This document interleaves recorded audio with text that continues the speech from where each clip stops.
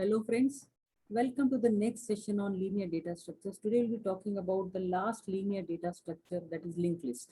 We already spoke about stack, we already spoke about queue, and today we'll talk about linked list. Of course, linked list, when you're talking about linked list as a data structure, we know each and every data structure has set of characteristics as well as set of operations which can be carried out on that particular data structure. So again, that becomes an abstract data type. So we are talking about linked list as an ADT. So what are the characteristics of linked list? So linked lists are container types that store collection of data in a sequential order, right? You can see this is a simple representation of linked list. This is a collection of data in a sequential order. There is one after the other, right? That's why we call it as a linear data structure. It can be represented as a collection of data objects, which are nothing but we call them as nodes. This is a node, right? Tied together in a chain that is pointing to the next pointer, right? This is nothing but one node pointing to the another node, this node pointing to the next node, right? It is one of the most popular data structure used after array. Now, insertions and deletions can be carried out at any position. You can insert node here at the beginning, or you can insert node at the end. You can insert node in between. You can insert here, you can insert here. Similarly, you can delete the first node, you can delete the last node, or you can delete the given node. Right? You given a key or the data, you search the data and you delete that particular node. So this is so different as compared to stack and queue, where you had last in, first out, first in, first out constraints. Here there are no constraint at all in case of linked list, right? And the size is not fixed; it can grow and shrink, unlike array, right? So let us look at the main component of linked list, that is node, right? So it has two parts. A node, this is just simple representation of node. So it has two parts, that is data, and next is a pointer which points to the next node in the list. Now, what are the few terminologies I want you all to know? Right, the pointer pointing to the first node is called either first or head.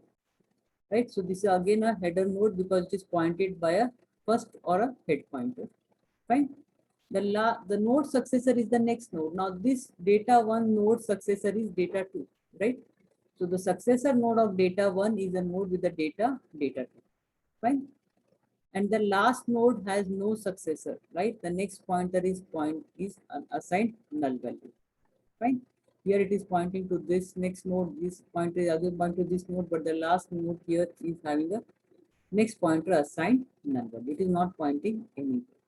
Now, similarly, a node's predecessor is the previous node in the sequence. Now, if you see for this node with the data 3, the previous predecessor node is this.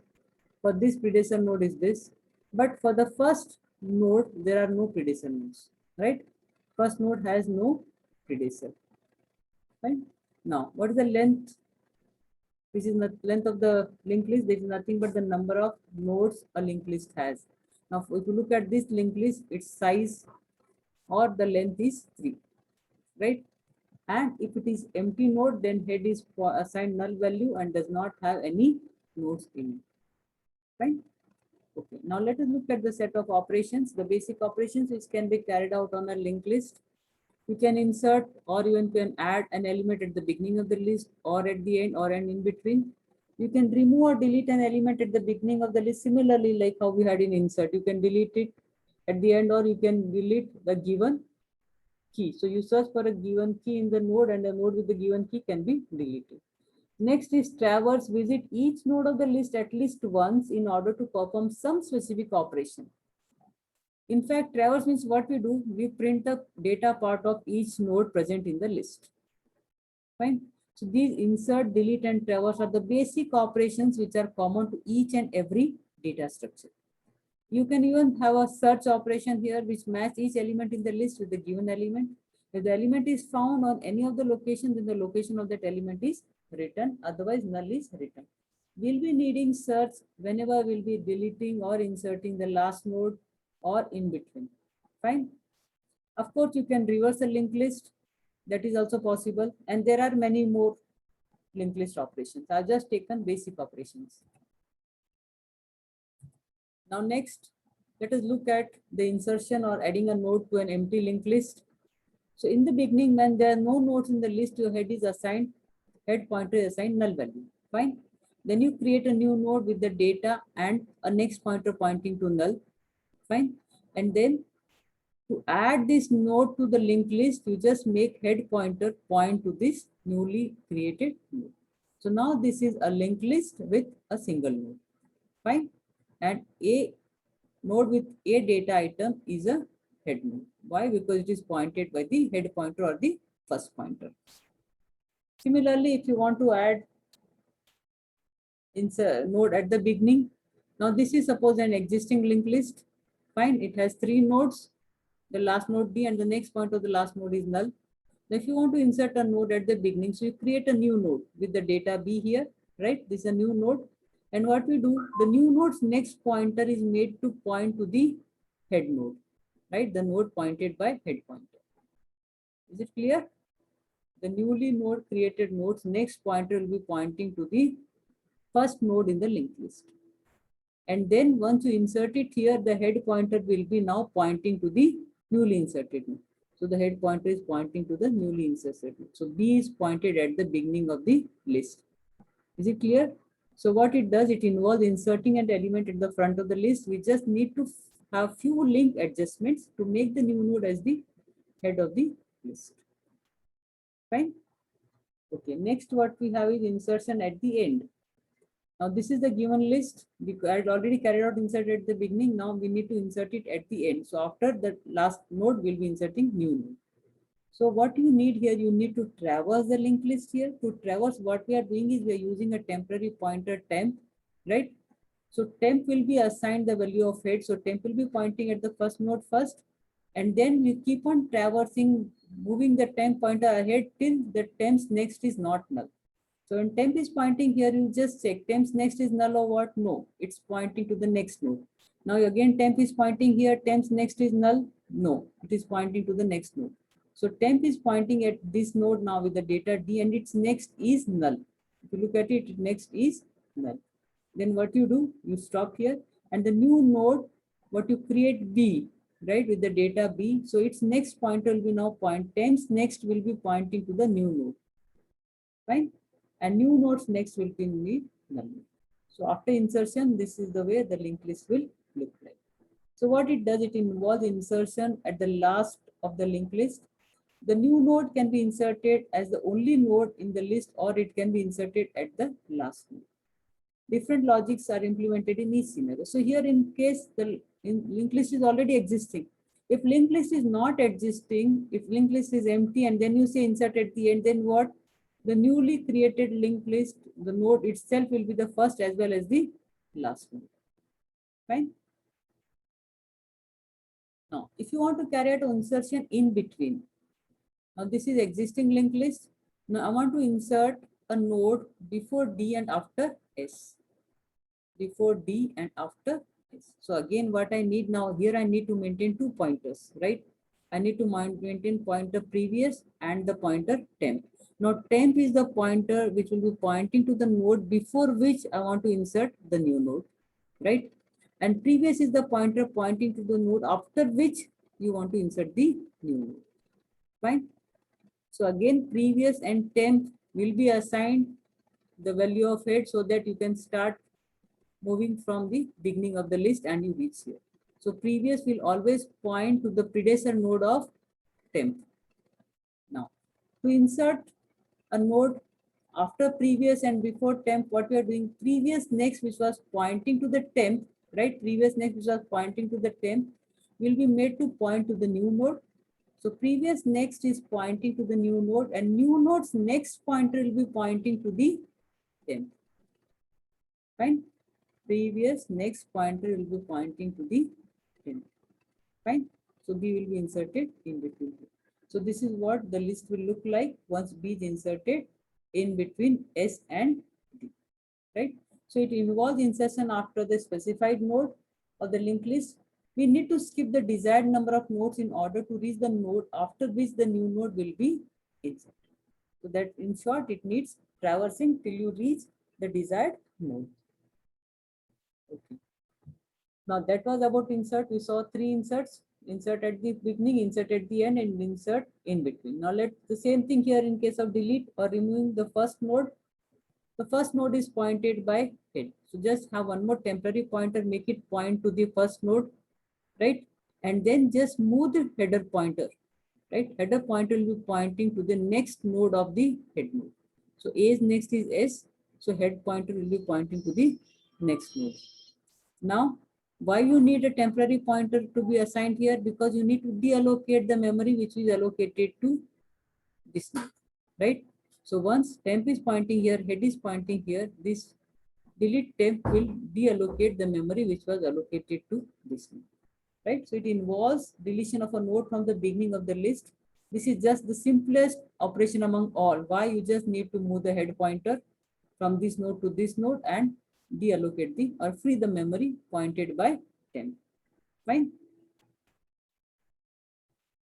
Now, deleting the last node, again the same thing. You need to traverse to the node, and here again we are maintaining two pointers, previous and temp. Fine. Now, temp is pointing to the last node which needs to be deleted. Previous is pointing to the predecessor node of the last node. Now, why you need previous node here? You can directly go to temp and delete it, just free the memory here, but its next pointer you need to assign null value. So what you say, previous next is null, and deallocate the memory or free the memory pointed by temp. Fine. So after deletion, this is what it will look like. So it involves deleting the last node of the list. The list can either be empty or full.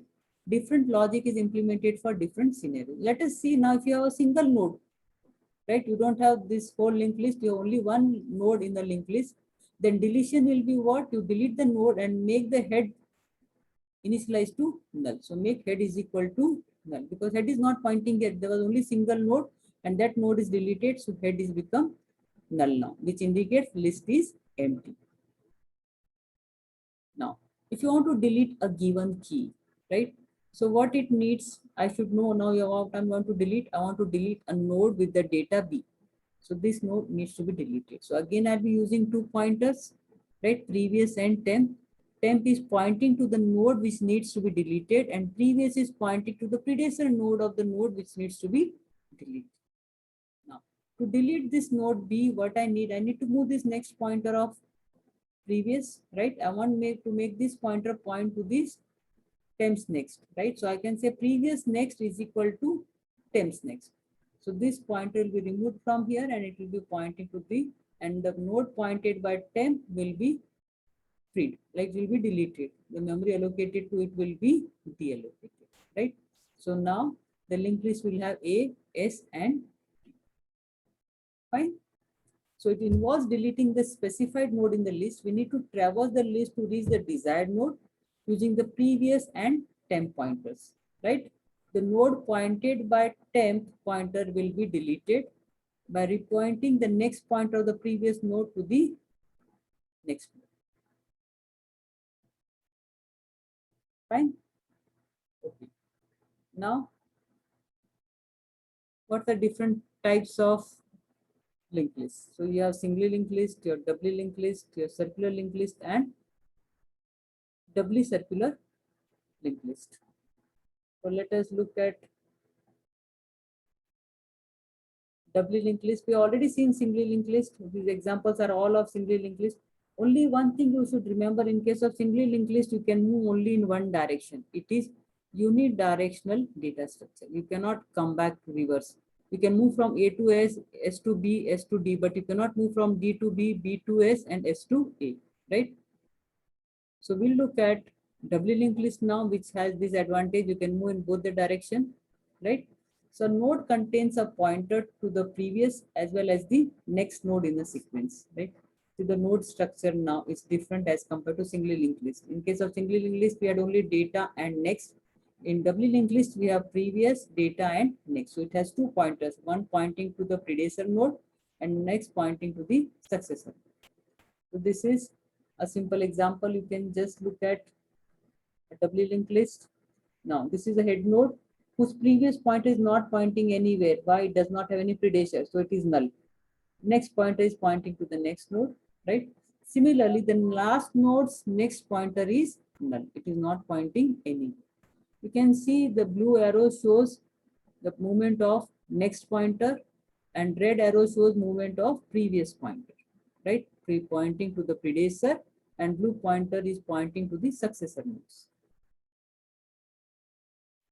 Fine. The advantage is what? You can move in both the direction. As in case of singly linked list, you could move only in one direction. In case of doubly linked list, you can move in both the directions. Means you can move from A to B, B to C, and even you can move from C to B and B to E.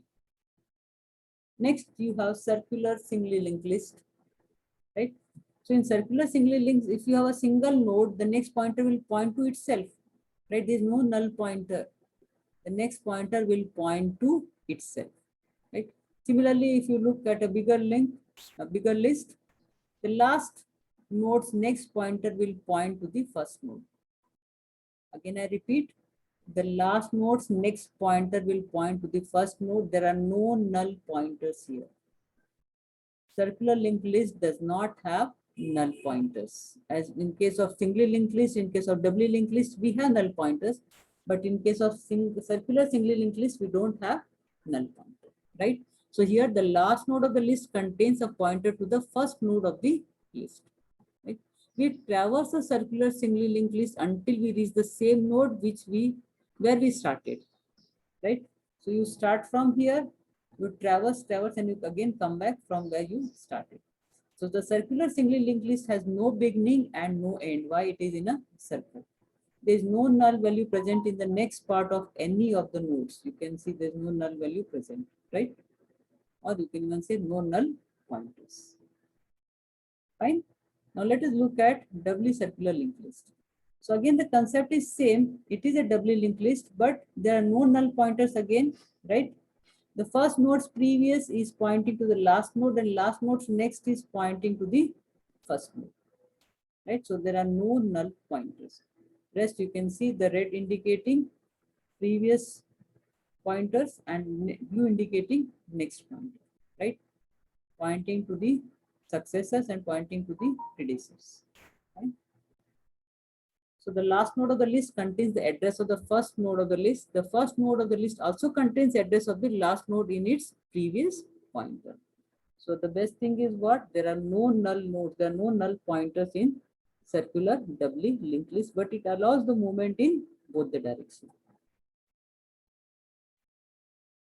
Okay, now what are the advantages of linked list? Of course, the best part is you can overcome all the limitations of array where you have the fixed size, you have to allocate, you need to declare the size in advance, and also in case of linked list, it allocates the memory dynamically. All the nodes of the linked list are non-contiguously stored in the memory and linked together with the help of pointers. In case of array, you have contiguous memory allocation. In case of linked list, it's non-contiguously stored in the memory. Right? Sizing is no longer a problem since we do not need to define its size at the time of declaration. As in case of array, you need to declare the size of the array. Right? So list grows as per the program's demand and limited to the available memory. That is why we call it as a dynamic data structure. Now, what are the applications? The implementation of stack and queues. As we said, if you want to have dynamic implementation of stack and queues, they're implemented using linked list. Whereas the static implementation of stack and queue uses array. Another application is what? Whenever you're representing graph. So graph representation can be carried out using adjacency list, which is again a linked list. Dynamic memory allocation, we use linked list for free blocks. We're maintaining the directory of names, performing arithmetic operations on long integers, manipulation of polynomials by storing constants in the node of the linked list. So polynomials can be represented or stored using linked list. And even the best example or the application is what? Representation of sparse matrices. Right? Sparse matrices can be represented using or stored using linked list.